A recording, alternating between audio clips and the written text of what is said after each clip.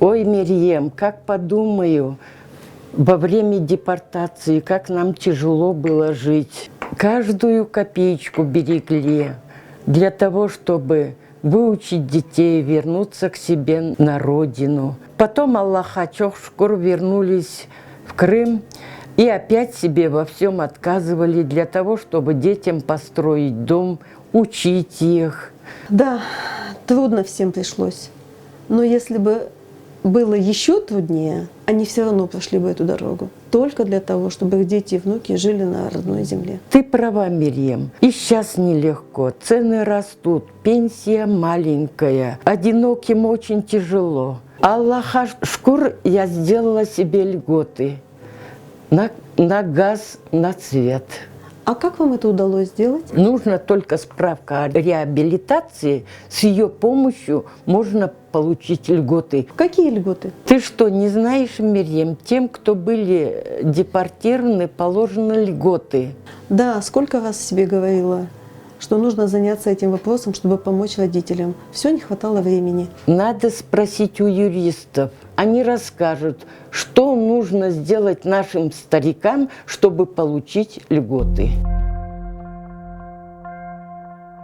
Действительно, реабилитированным лицам и лицам, признанным пострадавшими от политических репрессий, а в их число входят и те, кто был депортирован, предоставляется множество мер социальной поддержки. В том числе ежемесячная денежная выплата в размере 500 рублей, компенсация на оплату жилых помещений и коммунальных услуг в размере 50%, а это плата за холодную и горячую воду, также газ, электроэнергию и тепло. С них также взимается только половина стоимости таких услуг, как водоотведение, электро- и газоснабжение, и положен льготный проезд в общественном транспорте. Но эти льготы не предоставляются автоматически. Для того, чтобы репрессированные и депортированные граждане по национальному признаку могли получить все меры социальной поддержки, необходимо получить специальный документ, подтверждающий их статус – справка о реабилитации. Выдачей таких справок на полуострове занимается Министерство внутренних дел Крыма. Для получения справки необходимо написать соответствующее заявление. Есть два способа. Первый способ – обратиться в информационный центр Министерства внутренних дел Крыма лично на прием. И второй способ – направить заявление по почте.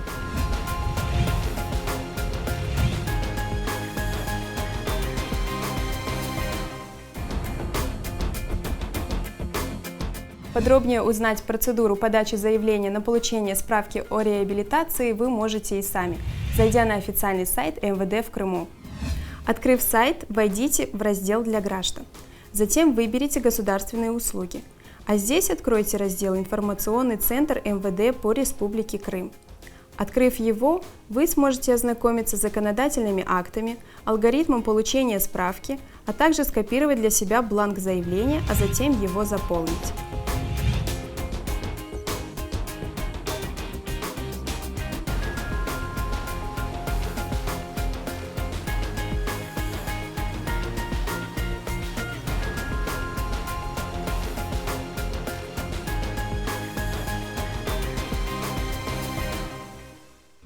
Помимо заявления, вам необходимо предоставить и копию паспорта.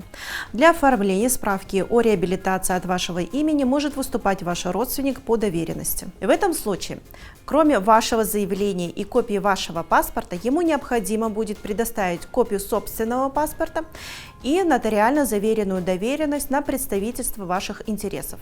Срок рассмотрения заявления о реабилитации не может превышать 3 месяцев со дня его регистрации. За это время вам должны или выдать справку, или предоставить документ с разъяснением, почему вам в этом отказали. Ну и, наконец, один из самых часто задаваемых вопросов. Кто имеет право на получение справки о реабилитации? Вернее, кто подпадает под определение незаконно репрессированный, а значит имеет право на льготы от государства как компенсация моральных и материальных потерь.